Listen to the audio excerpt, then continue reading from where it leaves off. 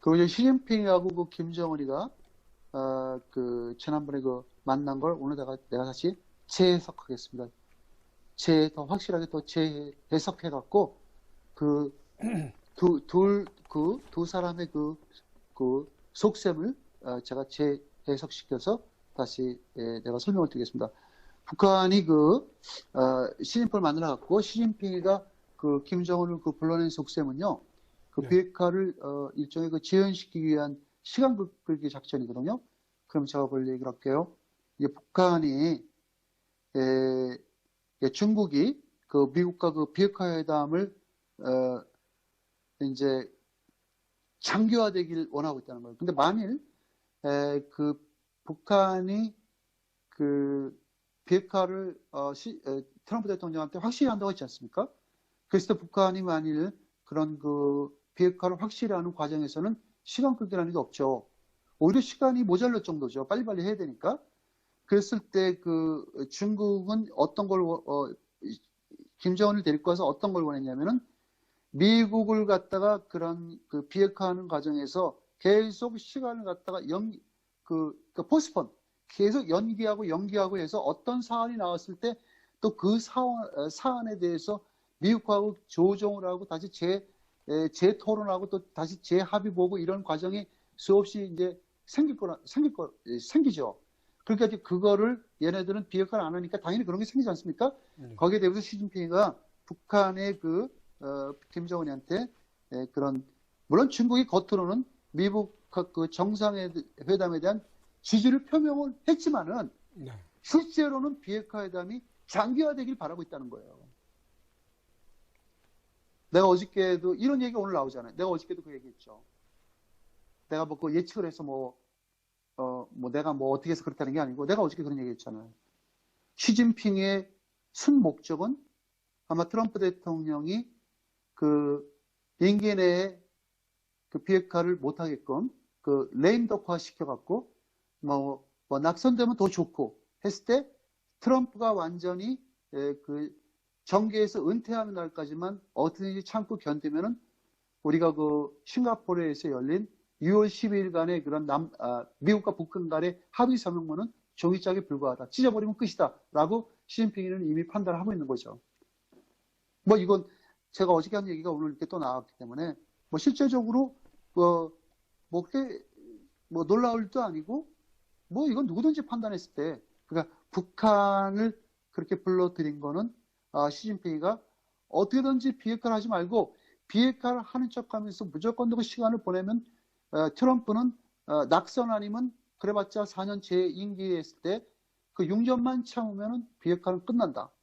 그리고 6년이라는 세월을 왜 더 기다려야만 되냐면은 이런 문제는 비핵화는 미국이 주장하는 2년 내에 그런 리미티드 타임, 그러니까 제한된 시간에 비핵화를 할 수가 없는 그런 상황이기 때문에 아마 미국도 거기에서 북한이 네가 김정은이가 내 말을 듣고 이거는 2년 내에 할 수가 없다. 이거는 우리가 2년 내에 할 수가 없는 일이기 때문에 이거는 비핵화라는데 시간과 어떤 그 텀을 갖고 우리가 그 확실하고 공개 투명하고 그런 완전한 비핵화를 당신들도 바라고 우리가 하는 거지. 이건 2년 내에 빨리 한다 그러면 어떠면 그런 졸속폐기가 돼갖고 비핵화를 하는 동 마는 동 하는 그런 모양도 보이면 너네도 화가 날 거고 우리도 힘들어진다 했을 때 트럼프를 갖다 그런 비핵화하는 과정의 상황을 인식을 시켜서 트럼프가 스스로 그런 단기간에 그런 완전한 비핵화가 안 되겠구나.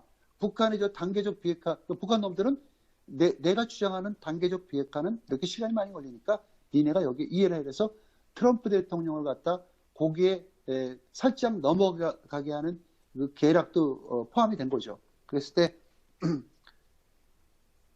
중국이 얼마나 나쁜 인간들이냐면은 과거 넘어가서 옛날에 김정은 시대 때부터 유엔 상임 이사국으로서 상임 이사국들은 유엔 제재, 북한을 갖다가 그런 핵 문제로 인해서 유엔 제재를 시키는 과정에서 상임 이사국들의 승인을 받아야 돼요.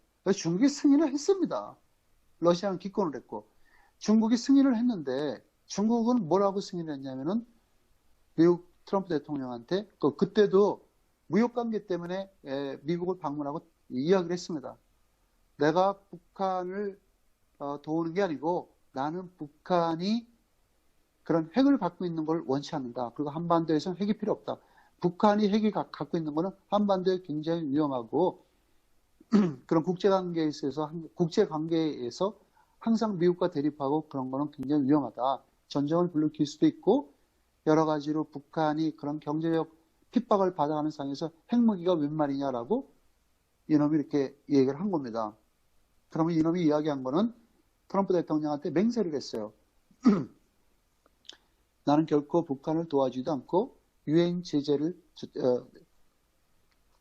내 임의대로 풀지 않겠다라고 해놓고 겉으로는 지지하면서 그렇게 속으로는 북한을 도와준 거잖아요. 비핵하지 말라고 지가 또 훈계를 하고 군수를 두고 그리고 지금도 2월 12일 날 그런 비핵화 합의문을 갖고 있는데도 나는 미국 정부를 통해서 그 북한하고의 그런 합의된 그 서명서에 나도 열렬히 지지하고 앞으로 북한이 진정한 그런 비핵화를 하는 데 있어서 죄송합니다.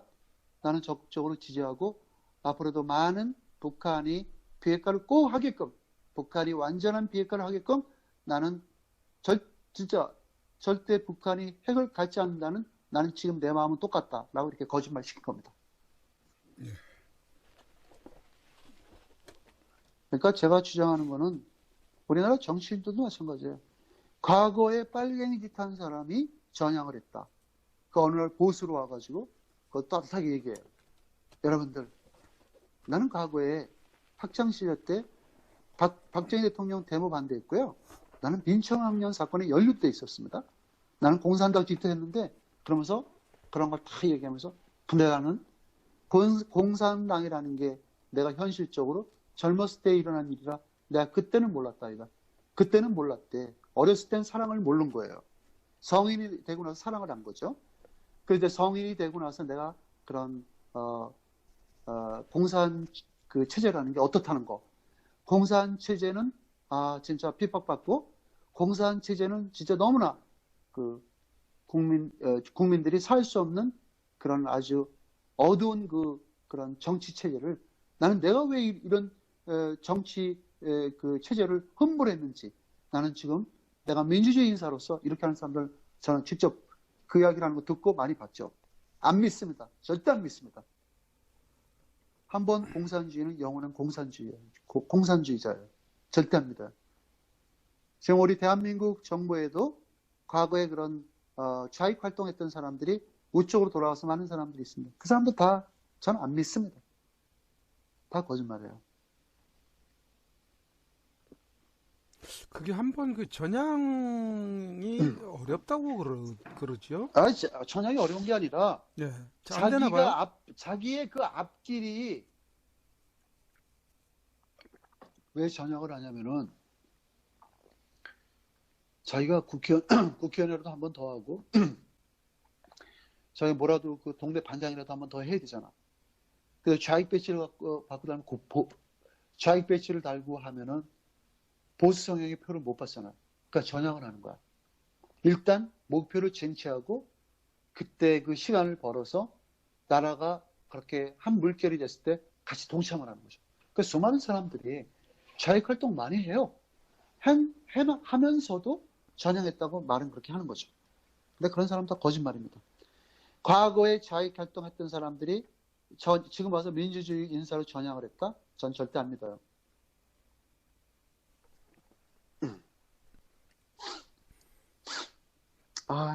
오늘 굉장히 목 컨디션이 너무 안 좋다. 그래서 이제 그 시진핑의 그 속셈을 이제 그렇게 얘기했지 않습니까? 그러면서 이제 그 중국이 이제 인도 태평양 그런 지역에서 중국의 영향력을 강화하기 위해서 시간을 벌 수 있도록 그런 미국 핵 협상이 신속하게 마무리되지 않길 원하고 있다. 이건 무슨 뜻이냐면은 지금 미국이 왜 인도 태평양이라는 거를 왜 새로 발족을 시킨 줄 알아? 바로 중국을 겨냥하기 위해서 태평양 사령부 갖고는 중국과의 제한된 그런 해양 그런 바다에서의 싸움에서 중국은 대양을 넓히고 있잖아요. 미국은 이미 넓힌 상태인데 중국이 태평양 연안에는 근접을 못하니까 이놈들이 인도 차이나 반도를 장악하려고 하는 거예요. 중국 놈들이. 그 중동이라든가 그런 말레이 반도 그런 그러니까 지금 중국이 그 필리핀과 베트남과 모든 말레이시아가 이렇게 연계된 그런 공동 수로를 자기들 땅이라고 그래갖고 거기다 수많은 그 세멘트를 부어서 인공기지를 만들었잖아요. 그렇게 해갖고 완전히 그 인도양을 장악하려고 하는 거예요. 그랬을 때 중국이 그런 비핵화를 갖다가 장기화 시켜야만 그 미국에서 거기까지 침투 못하고 거기다 완전히 그 인도 태평양을 장악을 해야만 앞으로 미국하고의 원만한 그런 경쟁과 그런 해군력에 있어서 그 대립에 중국이 전혀 위축되지 않는 자기네들의 그런 힘의 논리를 가지려고 하는 거죠. 이 중국 놈들은 지금 미국에서 인도 태평양에 이렇게 미국은 이제 선전포고를 했잖아요. 인도 태평양은 우리 거다. 거기에는 우린 초공사령부가 있고 앞으로 해군에서 인도 태평양 지역에서 모든 걸 우린 주관하고 모든 해안 지역에서 일어나는 사건 사고에 대해서 우린 총괄적으로 분쟁을 다루겠다고 공표를 했기 때문에 중국 놈들이 만약 미국이 인도 태평양에 연계가 돼갖고 그렇게 강한 세력 확장을 더 했을 경우에 중국은 위축이 되잖아요. 그러니까 중국이 인도 태평양을 갖다 장악하려고 그렇게 베트남이라든가 말레이시아는 그런 필리핀 이런 해협을 거기는 이제 미군이 계속 왔다 갔다 하니까 그 눈초리가 보기 싫어서 중국 놈들이 이렇게 하고 있는 거죠. 그것도 중국이 또 하나 바라는 게 있어요. 이 비핵화를 왜 장기적으로 왜 끌고 가려고 그러냐면 결국은 어제 시진핑이가 북한의 김정은이 갔던 절대 한 달 내에 미국에서 너네들한테 빠른 시일 안에 그 비핵화를 하라고 하는데 계속 사사건건 거기다 안건에다 뭘 붙여가지고 미국을 교란시켜라. 그러니까 그렇다고 너희들이 안 한다 소리 하지 마라. 그렇다고 잘못하면 그냥 폭탄이 날라오니까 너희들이 미국한테 어떤 믿음의 심정을 가오시시라도 너희들이 만들어서 줘가지고 일단 비핵화를 꺼내는 척 하면서 미국하고 무조건 더 시간 벌기를 하려는 거예요. 그거를 어저께 교육을 시킨 거예요. 시간 벌기만 하면 그럼 북한이 이깁니다. 시간 벌기 하면. 왜냐면 그때만에 트럼프 대통령이 자기 집권 내에 북한의 비핵화를 갖다가 설정을 못해서 그걸 마무리를 못 치면 트럼프 대통령 많이 낙선할 수도 있어요. 한반도의 비핵화를 갖다가 그렇게 가볍게 여기고 한반도의 비핵화를 그렇게 이거는 내가 트럼프 대통령이 그랬다는 거 아닙니다. 그랬을 경우에 트럼프 대통령의 여론의 심한 탁핏이 돼서 차기 대선에서도 굉장한 압력을 받고 더 나아가서는 낙선의 위험을 갖고 있었거든요. 트럼프 대통령이 그거 알고 있죠.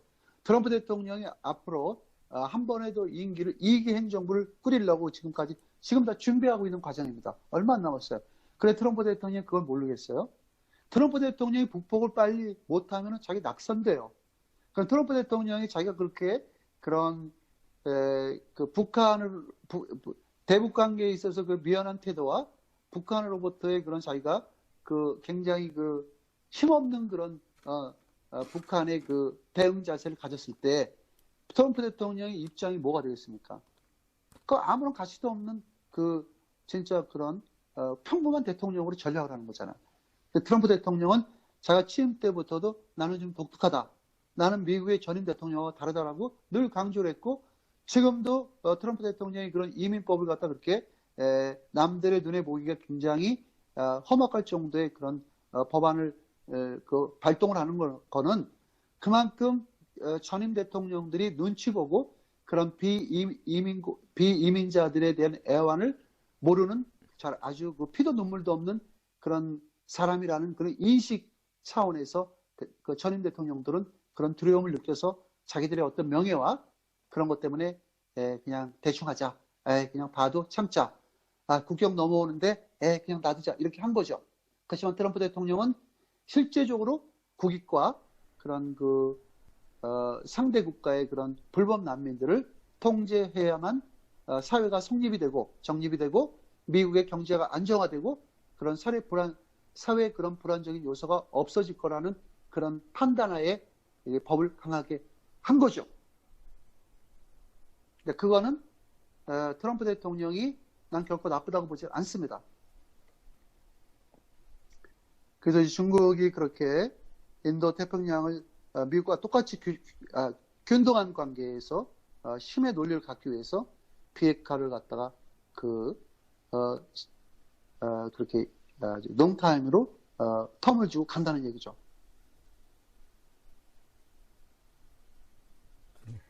그러니까 이제 시진핑의 지금 모든 건 다 나왔잖아요. 그래서 이제 북한이 그런 핵과 그런 대륙과 탄도 미사일 실험을 중단하고 뭐 그랬을 때 트럼프 대통령에 대한 그런 호전적이고 모욕적인 그런 인신공격을 자제하고 또 중국, 일본 그런 지도자들하고 이렇게 자주 만나면은 이게 굉장히 모호한 얘기인데, 그러니까 김정은이가 중국의 말을 듣고 트럼프 대통령을 비난하는 걸 자제하는 거야.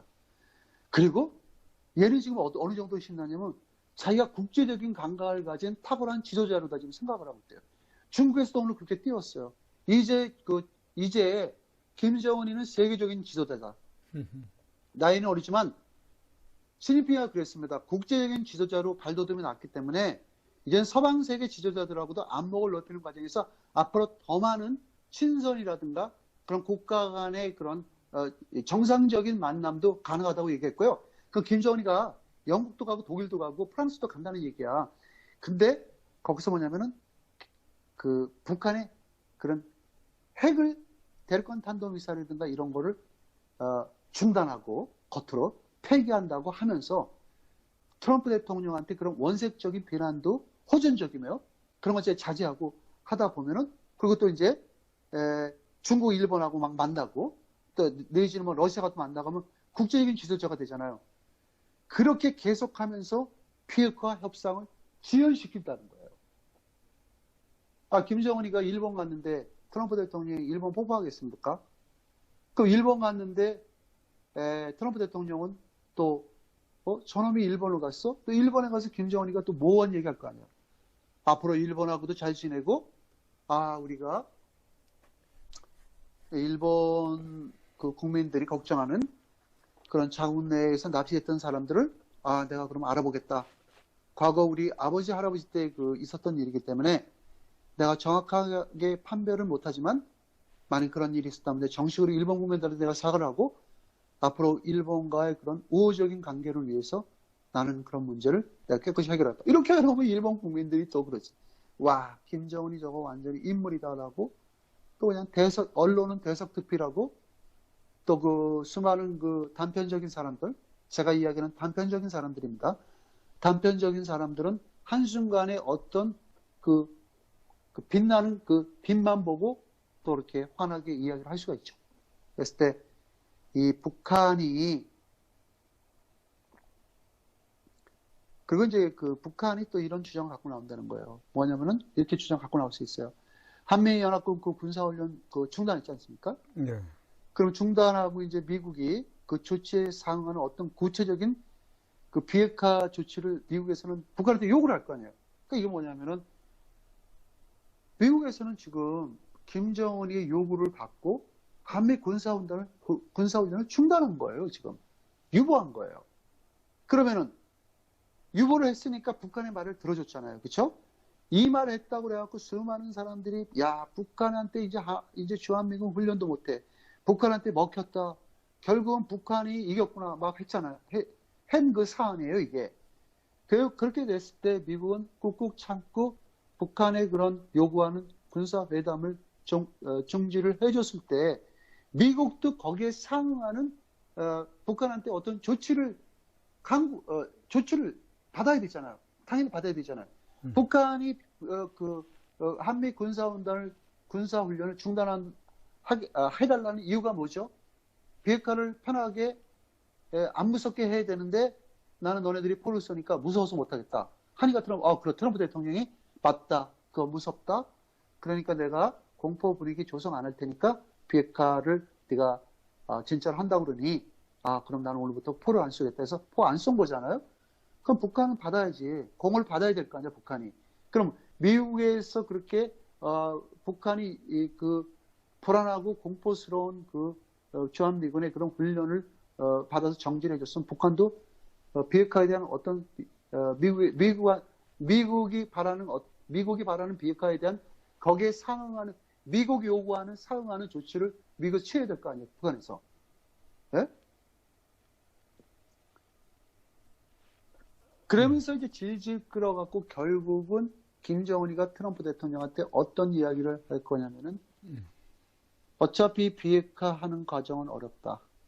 나 이미 수백 개 수천 개를 갖고 있으니까 나를 핵무기 국가로 인정을 해줘라. 그래야만 비핵화를 하겠다. 이렇게 나오는 거죠. 네. 그러니까 결국은 중국의 시진핑이가 이렇게 김정은을 갖다가 바로 오자마자 만든 거는 철저한 시간 걸기 작전과 절대 원색적으로 미국과 절대 원색적으로다가 부딪히지 말아라. 시진핑이가 아주 그 김정은한테 이렇게 얘기한 거예요. 비핵화를 성실히 이행 안 하면은 바로 그 미국으로부터의 그 폭격과 몰매를 맞을 수가 있으니까 절대 미국을 자극시키지 않는 한도 내에서 시간을 끌어라 이거예요. 그건 뭐냐면은 앞으로 실실 약올릴 거예요. 아, 지금 뭐 감사단이요? 감사단 들어와요. 우리가 초청장 보내겠습니다. 그래서 유엔 사찰단이 가요. 가는데 실질적으로 볼 게 아무것도 없어. 그래야 또 와. 그럼 또 미국하고 대립을 해. 아니다. 그때 사찰 지역에서 우리가 어떠한 그런 경로에 문제가 있어갖고 재사찰을 받겠다 해서 또 불러. 이렇게 하고 또 그 다음에 또 주한미국 갖고 터집을 잡아. 아, 지금 우리가 이렇게 비핵화를 이게 시간이 많이 걸리고 완벽하진 않지만 어느 정도 그래도 우리는 그런 성의를 보여줬는데 당신들은 주한미국 훈련을 또 하고 있네? 하고 또 한 달 동안 또 미국과 이야기를 또 끊어. 앞으로 이렇게 계속 묵비권 행사를 하겠다는 거예요. 묵비권. 절대, 그러니까 그 시진핑 이야기는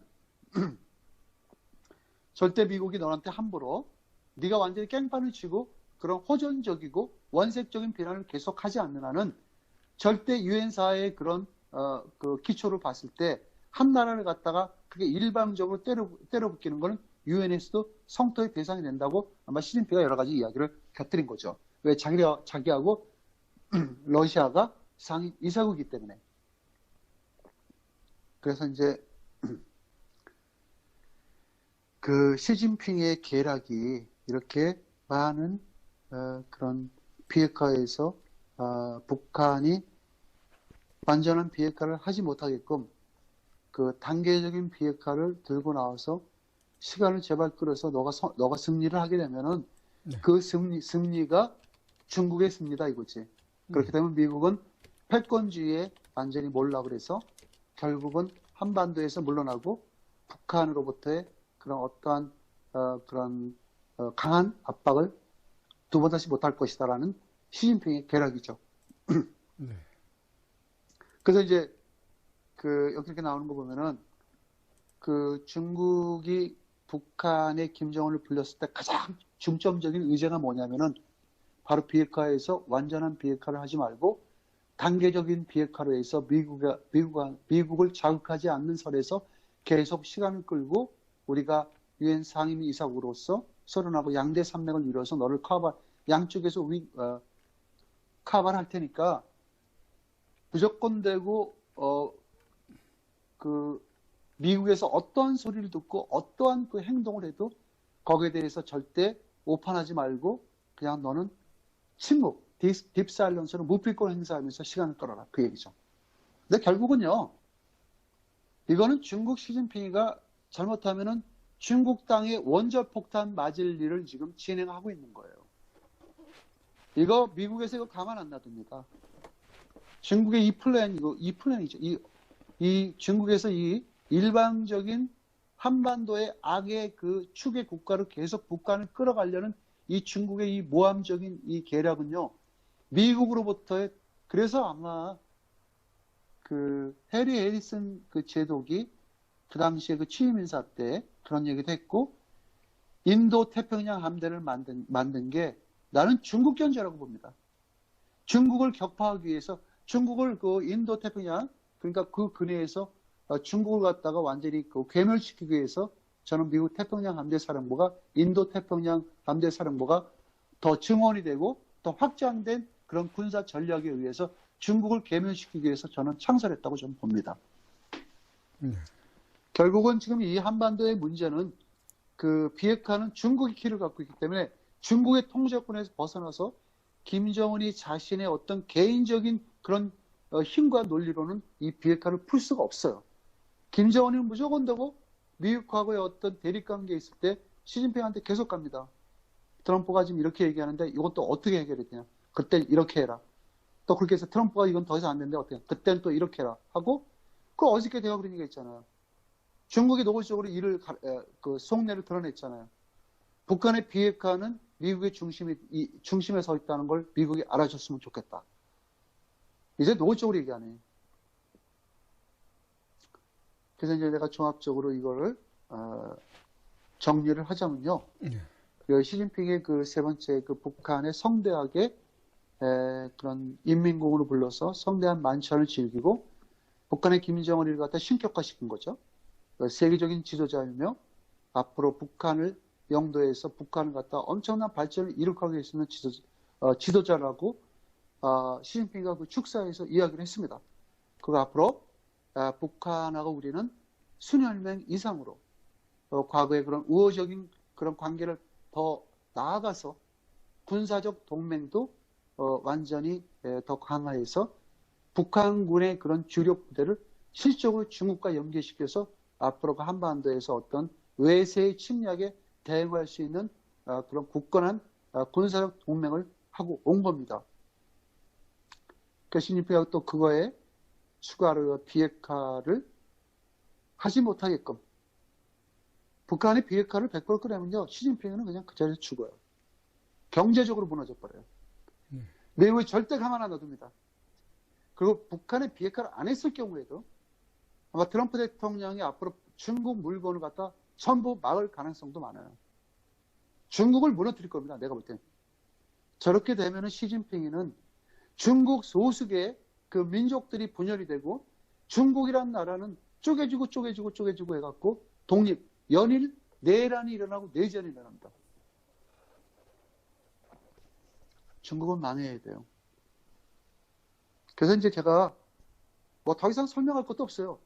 비핵화에 대해서 중국이 갖고 있기 때문에 키는 중국이 갖고 있고 모든 거 다 중국이 다 조종하는 거예요.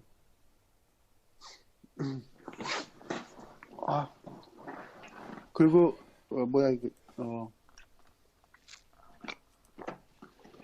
그 북한에 그 중국 여행사들하고 그 한국의 그 롯데라든가 그런 대기업들의 그런 여행 관광 그 상품 개발하는 회사들이 많대요. 롯데도 지금 북한에 들어가서 관광객 유치 그 사업을 하려고 그러고요. 지금 뭐 한국의 수많은 기업들이 북한 땅에 들어가서 북한의 그 한국에 있는 그 한국 사람들을 대상으로 북한을 제발 놀러 가서 북한에 좀 돈도 쓰게 하고 북한 상품을 지금 팔라는 그런 준비를 다 하고 있답니다. 그러니까 실제적으로 지금 북한을 돕기 위한 건지 뭔지 모르겠지만 그런 그 외국인과 그런 북한 관광을 원활하게 하기 위해서 그 한국 측 여행사와 계약을 맺고 지금 관광객을 지금 모집을 하고 있답니다. 지금. 그럼 이미 북한의 그 여행사하고 중국의 여행사하고 남한의 여행사가 이미 그 삼각관계를 맺고 계약을 이미 했습니다. 조만간에 그 상품이 나오는데요. 그게 뭐냐면은 뭐 평안도에 어디 뭐 몇 박 며칠, 금강산 12,000봉에 몇 박 며칠, 그다음에 저 함경도 뭐 어느 시에 무슨 관광 이런 게 이제 나오면은 남한에 있는 사람들이 이제 줄을 지어서 판문점을 해서 갈 수도 있고 이제 이렇게도 될 수 있겠다. 도라산 그 길을 갖다가 지어 오픈하고 북한에 도로를 깔고 만약 그 평화협정이 됐으면 지금 자동차 직접 몰고 가도 되겠네 이제는. 뭐 그렇게까지 안 되겠지만 앞으로 북한을 돕기 위해서 남쪽의 관광 그 자원들을 빨리 북한에 그 유입시켜갖고 북한이 좀 돈을 벌게끔 해주겠다라는 거고요. 그리고 우리나라의 그 노태 관광 개발이 이미 그 호와 유람선 크루스호를 북한 관광 그 구에 그 특화시켜갖고 거기에 지금 완전히 거기서 입출항을 하게끔 이미 다 해놨답니다. 해놔서 그런 구상을 다 해놨기 때문에 앞으로 노태 관광 개발이 부산을 출발해서 러시아 그 블라디보스톡하고 이렇게 평양 뭐 이런 뭐 여러 가지를 가기 위해서 북한 원산항을 그 모항으로 해갖고 거기에 크루스선을 갖다 발주를 해서 앞으로 그 한국 사람들을 갖다 북한에 그 크루스 여행을 시킨답니다. 롯데 관광 개발이래요. 그게 어떤 회사인지 모르겠지만 여러분 이름 잘 기억하십시오. 롯데 관광 개발이랍니다. 롯데가 중국에서 그런 순환을 받고도 또 정신을 못 차리네. 롯데 관광 개발이 이미 유람선을 이미 발주했고요. 그 다음에 이제 그 공기업인 그 한국관광공사가 남북을 연계하는 그런 관광 상품을 지금 소개하고 있답니다. 소개하고 있고 관광 관련 정보를 제공하고 있답니다. 그래서 조만간에 한국 기업들이 북한의 그런 관광 상품을 팔아주기 위해서 북한으로 많이들 쳐들어갈 것 같습니다. 내가 볼 때는 북한에 가서 관광을 하느니 차라리 우리나라 그 산천 그런 초목을 그냥 당일치기로 갔다 오시는 게 전 더 나을 거라고 봅니다. 그렇죠. 언제 무슨 일 당할지 알 수가 없죠. 그건. 거기 가면은 그 북한 놈들이 또 그런 보이부 요원들을 투입해서 북한 주민들하고 얘기하면 안 된다. 여기서는 소리 지르면 안 되고 여기서는 옷도 이렇게 입으면 안 되고 머리도 이런 식으로 하면 안 되고 반지도 끼면 안 되고 뭐 번쩍번쩍한 거면 안 되고 화장도 하면 안 된다. 이런 아주 그런 불합리한 조건을 엄청나게 낼 거예요. 그리고 뭐 카메라도 이런 거 갖고 찍으면 안 된다. 그게 무슨 여행이 되겠어. 그런 식의 이제 북한 놈들은 그런 제재를 하겠죠. 그러니까 북한이라는 나라가 너무나 폐쇄적이고 봉건적이고 그렇게 닫혀 있는 나라인데 어느 날 그게 북한 관광 문화를 열었다고 해서 과연 서방 세계 사람들이 북한 사람들을 아니 북한에 가면 북한 사람들도 직접 만날 수도 있는 거고 북한의 풍물도 볼 수 있는 거고 북한에 들어가서 북한의 그 자연적인 그 주민들의 그 삶도 같이 볼 수 있는 거고 근데 얘네들은 어떻게 그걸 하냐면은 철저하게 제한된 장소와 제한된 어떤 그 사물만 볼 수 있게끔 하는 거예요. 그러니까 더 이상 뭐 이쪽 구역에서 어디 빠져나가면은 바로 당신들은 체포된다. 왜? 당신들은 여행 목적이 아니고 어떤 우리 땅을 갖다 침범하고 그런 뭔가 탐색을 하기 위해서 왔기 때문에 나는 당신을 갖다가 간첩행위로 잡을 수가 있다라고 이제 그런 지침 설명서도 하고 실제적으로 그런 일이 비일비재 벌어질 거라고요. 그렇죠. 그래서 북한이라는 나라는 여러분 우리가 갈 수가 없는 땅입니다. 솔직히 갈 수가 없는 땅이고 북한은 왜 갑니까? 북한에 가서 뭐 할 건데요? 가면 걔네들은요. 또 가는 사람들이 줄 설 텐데. 줄 서죠. 네. 그러기 때문에 내가 지금 얘기하는데 북한에 가면은 제일 먼저 그 관광 가이드가 무슨 이야기를 하냐면은 김일성 찬양부터 시작한답니다. 역사에 유구한 김일성 찬양부터 시작해서 뭐 북한 전역에 걸쳐서 자기들의 그런 공산주의 그런 치하에서의 그 업적들 말도 안 되는 업적들 그런 거 소개하고요. 실제적으로 그 관광객들이랑 같이 가면 재미도 없대요. 그냥 뺑뺑 돌아다니고 노후화된 그런 버스에서 노후화된 그런 교통시설과 그런 걸 뺑뺑 돌아다니다 결국은 아무데도 못 가게 하고 호텔에 다 잡아놓고 버린대요. 그래서 지금부터는 휴식 타임이니까 우리 보이부 요원들이 올 때까지는 개인 활동이 안 되니까 여기서 대기하십시오. 라고 이렇게 얘기하고 그래서 그 크루즈선을 하는 이유가 북한의 호텔에 있으면은 아무래도 스파이로 잡히고 또 총으로 맞아 죽을 수도 있고 밤에 아니 한국 사람들 그런 거 있잖아. 객기 있잖아. 술 한 잔 몰래 가서 먹고 괜히 그냥 남의 집 가서 소리 고래고래 지르고 그러니까 김정일 나 와라 뭐 이렇게 했다면 또 잡혀갈 수 있잖아. 총도 맞을 수도 있고 맞아요. 그러면 이제 안 되잖아. 그런 사람도 있을 수 있죠. 술 먹으면, 그 정신 못 차리잖아요. 한국 사람들. 그랬을 때 이제 그 크루즈선은 엄격히 통제가 가능하죠. 시간이 정확해야 되고, 나가는 시간, 입출 그 타임이 정확해야만 크루즈는 굉장히 안전성을 그 담보로 하는 그런 관광 상품이기 때문에 크루스도 재미가 없대요. 크루스 맨날 배 안에서 밥이나 먹고 바다나 구경하고 그 얼굴 시커멓게 끓고 그거밖에 없답니다. 그러나 북한의 어떤 관광 특구가 개발이 돼도 제발 가지 마세요. 그렇게 돈이 많습니까? 그것도 비싸요. 북한의 관광비는요, 우리가 완전히 그냥 그 사기당하고 가는 겁니다. 엄청난 돈입니다. 큰 돈으로 갑니다. 그럼 가지 마십시오. 절대 가지 마시고, 북한 땅에다 단 1푼이라도 줄 필요가 없어요. 그게, 우리가 북한을 가서 북한 주민들을 만나갖고, 진짜 보따리에다가 바리바리 싸갖고 가서, 북한 주민들 가가오고 만나서 라면 한 봉지씩이라도 주는 것도 다행이야. 그럼 북한 주민들하고 같이 라면을 끓여 먹고, 그 이야기하면 그것도 관광이 재밌어. 근데 실제로 북한에다가 그 수많은 돈을 갖다 뿌렸을 경우에 그 돈이 어디로 간다는 얘기예요. 그 돈이 북한 체제, 그 리즘 체제, 그 선전 비용과 군부를 강화시키는데 그 돈이 그 전역이 된다는 거예요. 금강산 특구 개발 이런 돈이 다 북한 놈들이 개성공단 다 포함해서 그러다 북한 놈들이 그 체제를 강화시키기 위해서 그 돈을 갖다가 자기들이 다 가져가는 거지. 실제적으로 북한 주민들이 남한 사람들이 가서 그 소비한 돈을 북한 사람들한테는 혜택이 없다는 겁니다. 단 1전도. 그런 걸 생각하시고 북한에 갈 이유가 저는 없다고 보고요. 그런 거 좌빨들은 가겠죠.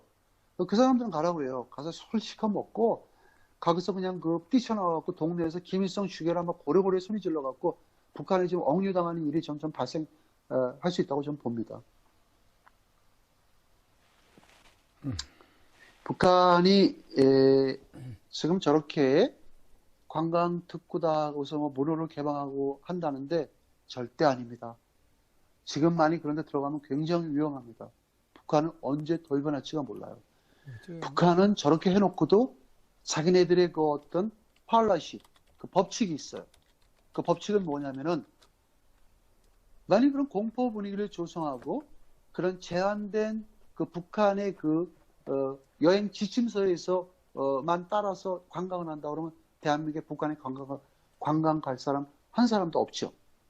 그러니까 저놈들이 어떤 관광 특구를 개발해서 그런 남한 국민들을 갖다 관광 목적으로 유입시키는 과정에서 어느 정도 첫 스타트 순간은 조금 완화시켜 줄 수도 있고 좀 긴장을 풀어줄 수도 있겠지만 얘네들이 이제 우리 대한민국 국민들은 원체 자유로운 생활을 태고 때부터 했기 때문에 북한에 들어가면 아무래도 그런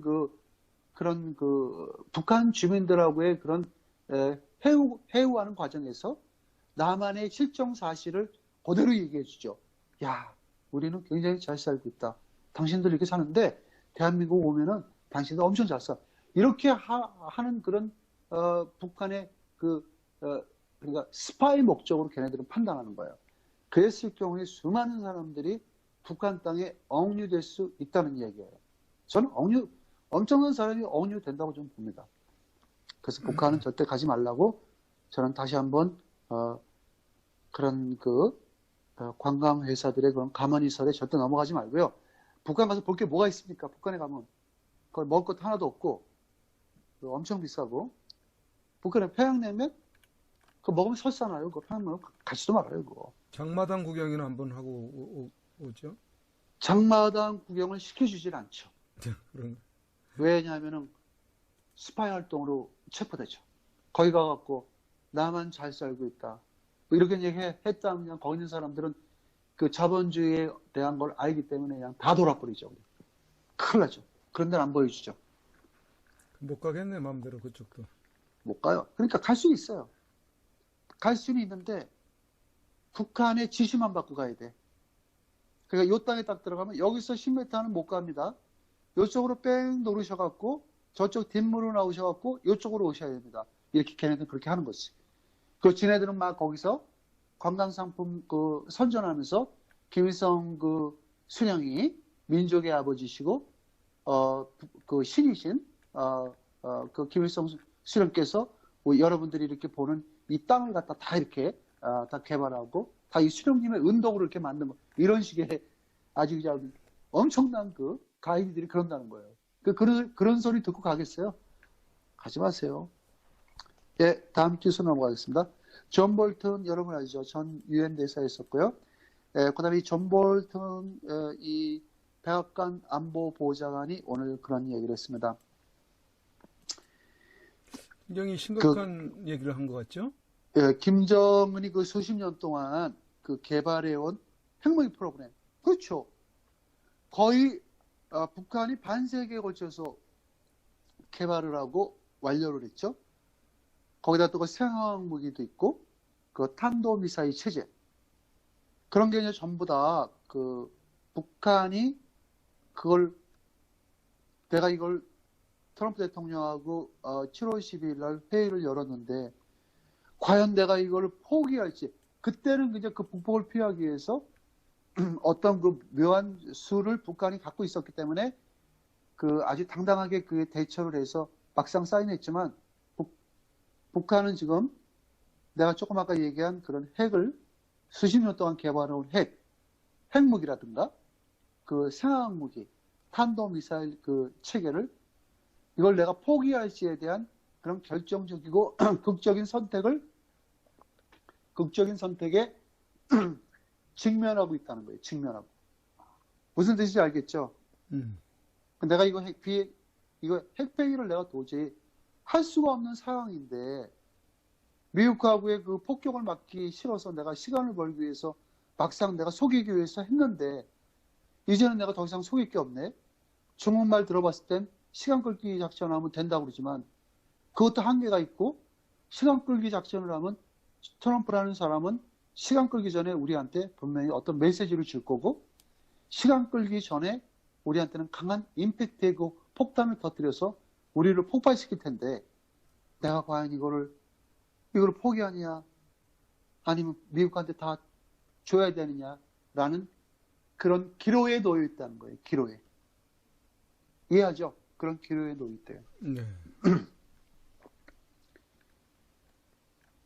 그러면서 그 트럼프 대통령이 그 정상회담에서 김정은에게 그 이런 점을 분명히 했대요. 그러니까 네가 핵 폐기를 하면은 그러니까 존 볼튼이가 그 추가로 얘기해 주는 게 똑같은 얘기예요. 트럼프 대통령이 김정은한테 이런 얘기를 했답니다.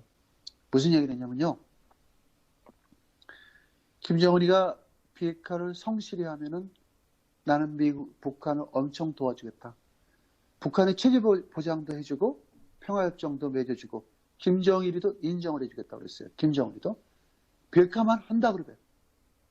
그런데 만약 그 북한이 갖고 있는 핵무기라든가 그런 생화학 무기 내지는 탄도 미사일 그 체계를 투명하게 공개하지도 않고 그런 거를 비핵화를 이행하지 않는다면은 북한은 한 방에 날리겠다는 그런 말을 김정은한테 했대요. 오늘 존 볼턴도 그때 그 옆에 있었어요. 트럼프 대통령이 그 얘기를 했대요. 비핵화를 하면은 북한하고 우리하고는 우방이 되고 한반도에서 더불어 잘 살 수 있는 나라로 내가 만들어 놓겠다. 확실한 보장을 해주겠다. 만약 비핵화를 조금이라도 안 하고 나를 우롱하고 나하고 장난을 한다면은 평양은 불바다가 된다고 트럼프 대통령이 얘기했답니다. 그럼 더 이상 된 거잖아요. 그러게. 그러니까 북한이 이런 접근법에서 국제관계로 돌아설지를 선택해야 된다는 거예요. 그럼 이런 접근법이라는 게 뭐냐면은 북한이 기로에 서 있잖아요.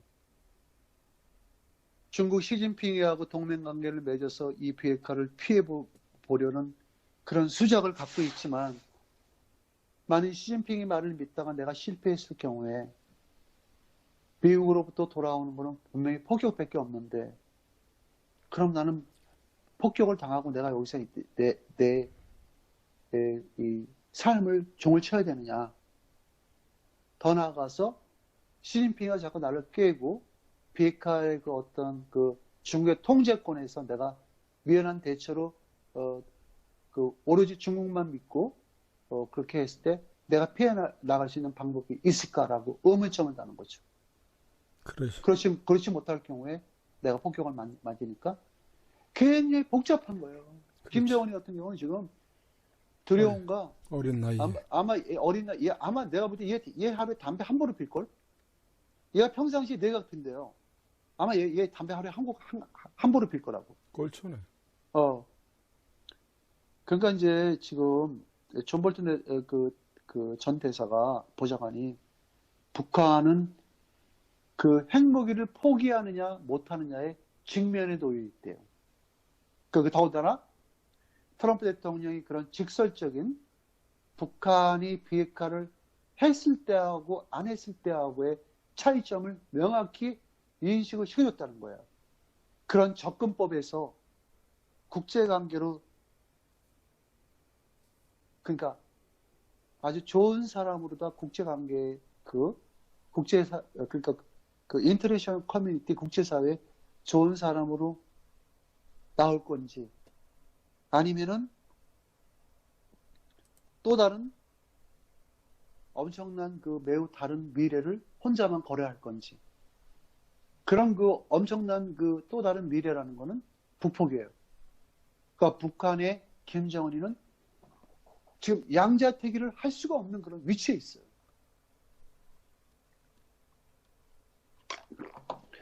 이 모든 깨방은 다 이 시진핑이 이놈이 다 쳐놓은 거야. 네. 이 6월 12일 날 북한의 김정은이가 물론 시진핑이 말을 들었겠지만 얘가 단순한 감정에서 얘는 내 말만 들어도 김정은이 성공할 수 있을 텐데 아니 병신 딱 10년만 눈 감고 참으면 돼. 2년 안에 핵무기 다 내주고 그 대신 북한의 제가 김정은한테 이런 얘기 할게요. 김정은이가 이렇게 하면 돼요. 지금이라도 늦지 않았어. 트럼프 대통령을 직접 또 한번 찾아가서 당신한테 모든 내 그 곡간이고 뭐고 키를 다 주겠다. 우리 전부 다 뛰었고 내가 있는 것까지 다 내줄 테니까 닥쳐. 그리고 김정은이가 이런 걸 요구하면 돼. 대신 조건이 있다. 내 체제를 갖다가 확실하게 보장할 수 있는 그 안전 각서를 5개국 상임이사국 앞에서 승인해달라고 그러면 돼요. 영국, 러시아, 프랑스, 뭐 이런 나라 다 해갖고 그분들 다 사인, 그 상임이사국 대통령들이 그 공동초안에다 다 사인을 해라. 그리고 이렇게 또 나오는 거야. 미국이 절대 북한을 침공 안 하겠다는 그 각서를 또 6개국 상임이사국들 앞에서 또 승인을 해달라. 그리고 또 뭐라고 얘기하냐면은 내가 지금 하는 얘기는 북한의 김정은이가 완벽한 비핵화를 얘기하는 거예요. PVID. 영원히 핵무기를 갖지 않는 그게 돼요. 북한에는 약 4만 명이라는 핵 과학자가 있잖아. 네. 그 병신은 왜 머리를 못 써? 병신. 그 병신은. 그러면은 김정은이가 나이가 또 몇 살이야? 34살이야. 앞으로 10년이라 봤자 44살이야. 그럼 트럼프 대통령은 앞으로 6년 있으면 야인의 몸이 돼버려. 그리고 앞으로 또 자기가 한 50살 되면 트럼프 대통령은 돌아가셔. 나이가 있기 때문에. 100살은 못 사실 거 아니야. 그쵸? 그랬을 경우에 10년만 다 내줘, 그냥. 다 내주고 대신 김정은이가 내가 앞에 한 그런 요구사항과 머니를 달라고 그러는 거야. 머니도 어떻게 얘기를 해야 되냐면은 우리 아버님, 우리 할아버님들이 비록 핵무기라는 건 나쁜 짓은 했지만 우리 인민들이 밥을 굶어가면서 그 척취한 돈은 이루 말할 수가 없다.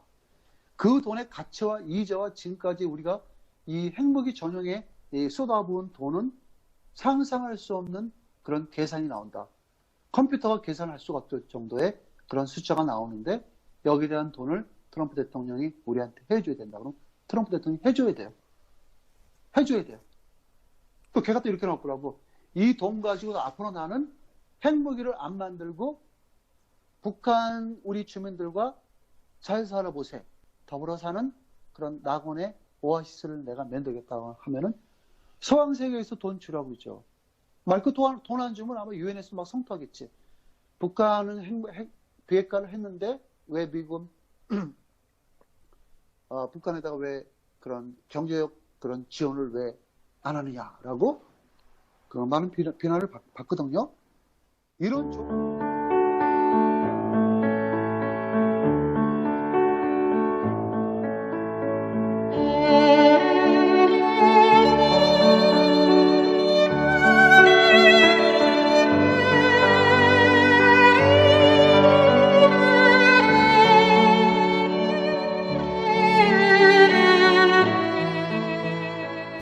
2018년 5월 31일 손상대 애국집회 사회자께서 출소하시던 날, 아직도 여전히 저 담장에 갇혀 영어의 몸으로 계시는 박근혜 대통령님이 계시는 아주 가까운 지근 거리에까지 가보았습니다.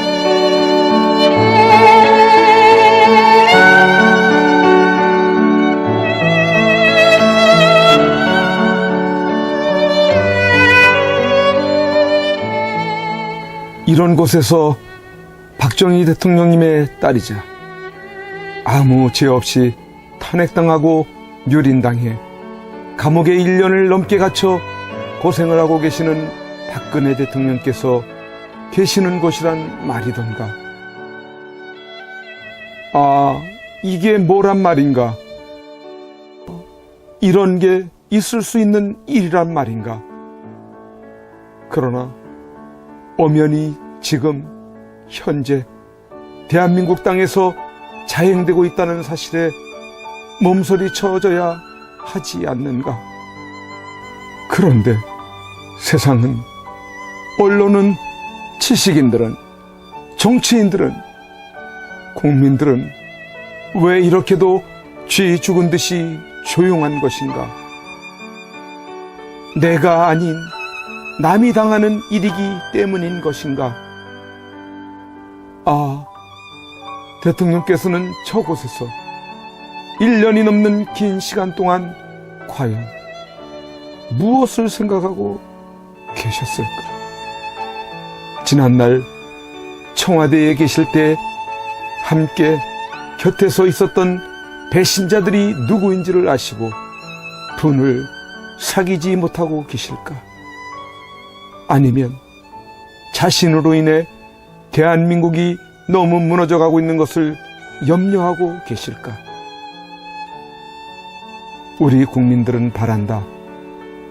부디 대통령님께서 강한 정신력으로 버티시고 건강을 유지하셔서 반드시 복귀하시고 형편없이 무너지고 부패하고 비리 공화국이 되어버리고 빨갱이들로 점령되어버린 이 땅을 기경하여 다시 씨를 뿌리고 옥토로 만들어 다음 통일한국을 일구어갈 나라로 만들어 주기를. 왜냐하면 박근혜 대통령님만큼 깨끗하여 믿을 만한 사람이 없기에.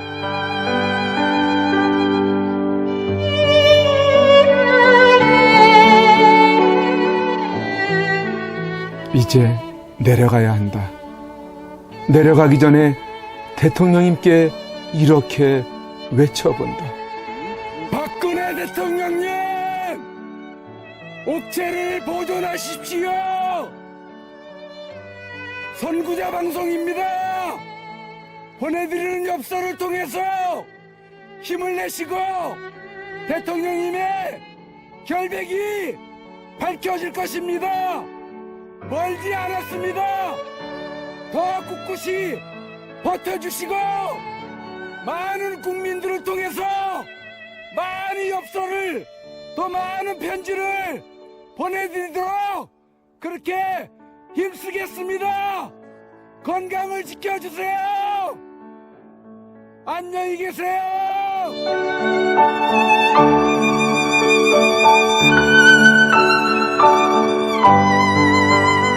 오늘 손상대 사회자께서 출소하시면서 여러분들이 보내주신 서신으로 인해 힘을 얻을 수 있으셨다고 하셨습니다. 여러분들의 그 용기와 또 우편의 편지나 아니면 적기를 통해서 우리에게 힘을 주셔서 오늘 이렇게 하늘을 처음 보는 것 같습니다. 이제 박근혜 대통령님과 남아 계신 분들이 힘과 용기를 얻으실 수 있도록 엽서 보내기와 편지 보내기에 더욱 동참해 주시지 않으시겠습니까?